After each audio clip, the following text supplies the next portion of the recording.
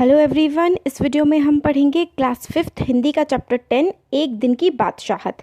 आरिफ, सलीम, चलो फ़ौरन सो जाओ। अम्मी की आवाज़ उस वक्त आती थी जब वे दोस्तों के साथ बैठे कव्वाली गा रहे होते थे या फिर सुबह बड़े मज़े में आइसक्रीम खाने के सपने देख रहे होते कि आप झंझोड़ कर जगा देती, जल्दी उठो, स्कूल का वक्त हो गया। दोनों की मुसीबत में जान थी।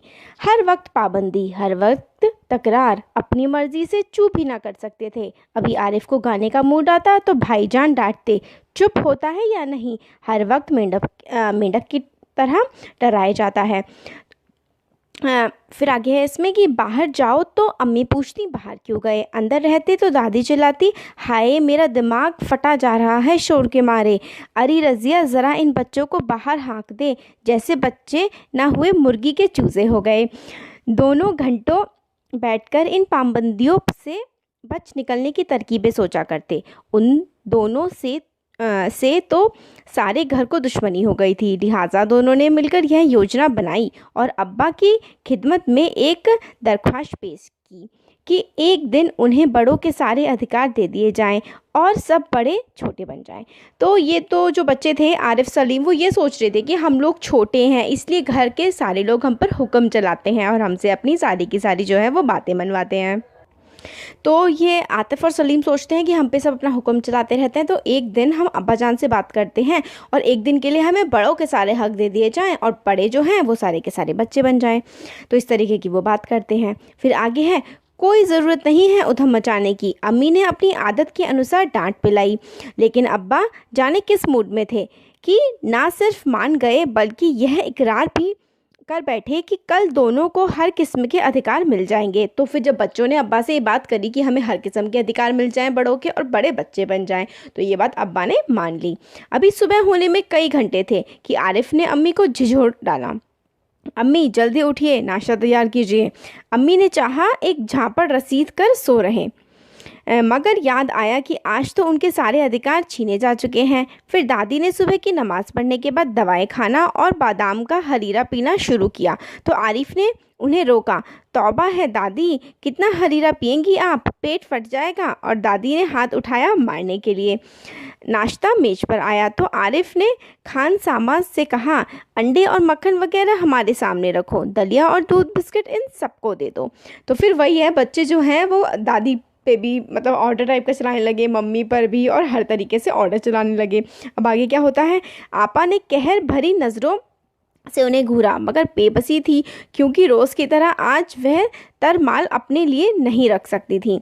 सब खाने बैठे तो सलीम ने अम्मी को टोका, अम्मी ज़रा अपने दांत देखिए, पान खाने से कितने गंदे हो रहे हैं। मैं तो दांत मान चुकी हूँ, अम्मी ने टालना चाहा। नहीं, चलिए उठिए। अम्मी निवाला तोड़ चुकी थी, मगर सलीम ने ज़बरदस्ती कंधा पकड़कर उन्हें उठा दिया।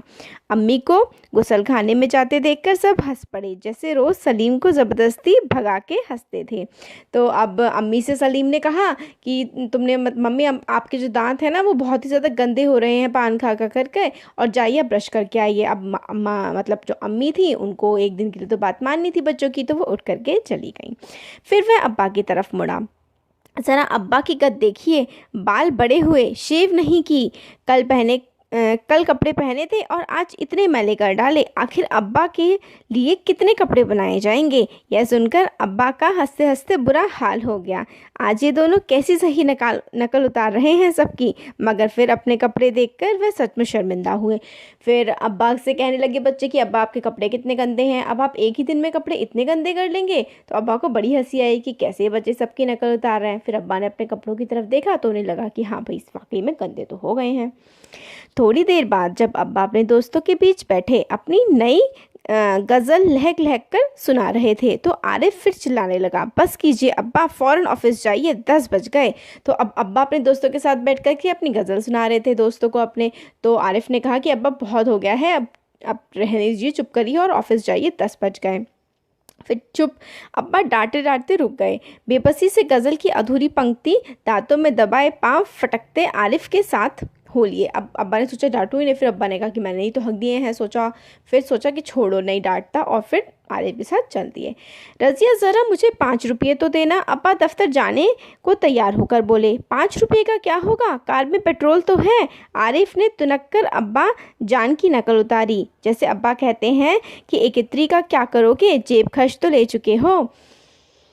फिर वही कि मतलब जैसे कि अब्बा ने पैसे मांगे कि मतलब मुझे पेट्रोल पड़वाना है, तो बच्चे ने बोला कि मतलब पैसे तो हैं, पेट्रोल भी है गाड़ी में, क्या करोगे। इस तरीके से जैसे बच्चों को डांटते थे कि जेब खर्च तो तुम्हें मिल चुका है और पैसे क्यों मांग रहे हो।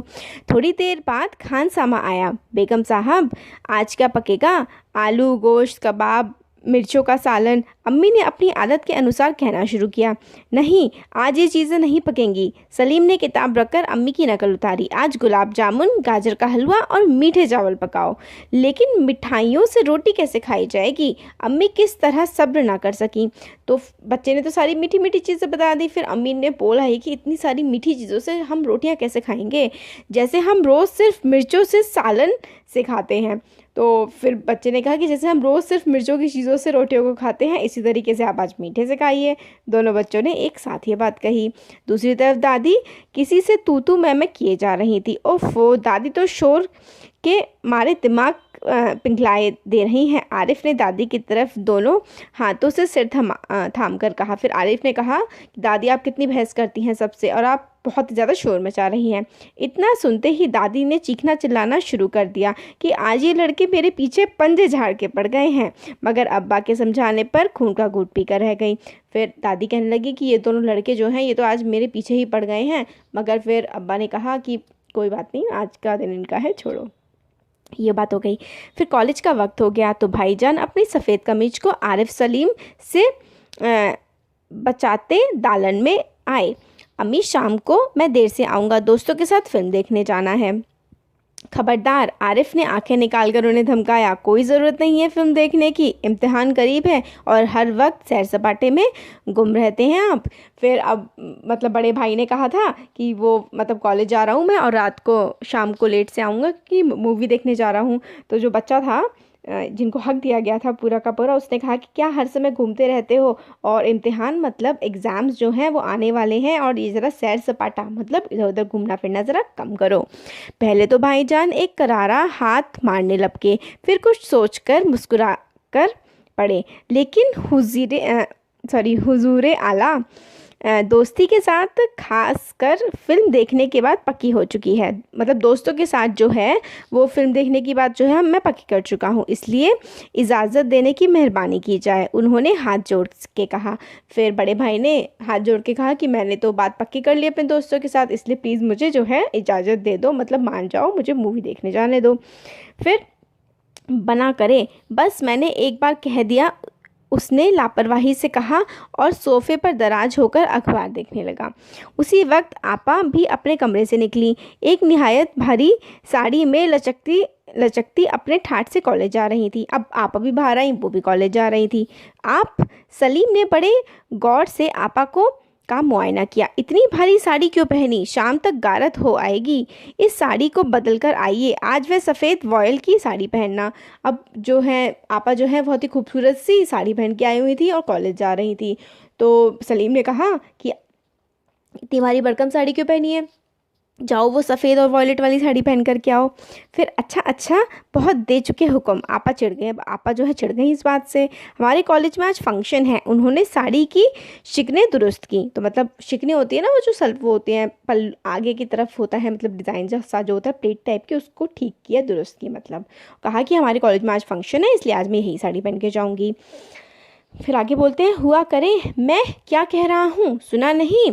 अपनी इतनी अच्छी नकल देखकर आपा शर्मिंदा हो गई। बिल्कुल इसी तरह तो वह आरिफ और सलीम से उनकी मनपसंद कमीज़ उतरवाकर निहायत बेकार कपड़े पहनने का हुक्म लगाया करती हैं। अब वही था कि जिस तरीके से आपा हुक्म चलाती थी दोनों छोटे बच्चों पे कि भाई मनपसंद कपड़े पहने हुए हैं कि दूसरे कपड़े पहना देती थी, तो उन्हें लगा कि आज बच्चे भी हमारे साथ यही कर रहे हैं। अब दूसरी सुबह हुई, सलीम की आंखें खुली तो आपा नाश्ते की मेज सजाए उन दोनों के उठने का इंतज़ार कर रही थी। अम्मी खानसामा को हुक्म दे रही थी कि हर खाने के साथ एक मीठी चीज़ ज़रूर पकाया करो। अंदर आरिफ के गाने के साथ भाईजान मेज़ का तबला बजा रहे थे और अब्बा सलीम से कह रहे थे, स्कूल जाते वक्त एक चवन्नी जेब में डाल लिया करो, क्या हर्ज है। तो फिर वही पूरे दिन को जो है बच्चों को बड़ों का हक मिल गया था, तो बड़ों को भी ये बात समझ आ गई कि बच्चों के साथ वो लोग कैसा बर्ताव करते हैं। फिर अगली सुबह जब बच्चे उठे तो मम्मी ने, मतलब जो आपा थी, उन्होंने अच्छे से नाश्ता लगा दिया था। आपा मतलब होती है बड़ी बहन, तो बड़ी बहन जो होती है बच्चों की, उन्होंने अच्छे से नाश्ता लगा दिया था। मम्मी जो हमेशा तीखी चीज़ें बनवाती थी खाने में, उन्होंने एक मीठी चीज़ भी बनाने का हुक्म दिया जो घर में काम करने वाले थे उनको। और जो उनके पापा थे बच्चों के, अब्बा जान के, उन्होंने कहा कि कोई बात नहीं, थोड़ी बहुत चवन्नी, मतलब थोड़ा एक्स्ट्रा पैसे बच्चे ले जाएंगे तो क्या ही हो जाएगा। तो यही है, इसमें हमारी पूरा जो स्टोरी है उसकी हम लोगों ने पढ़ लिया। तो थैंक यू।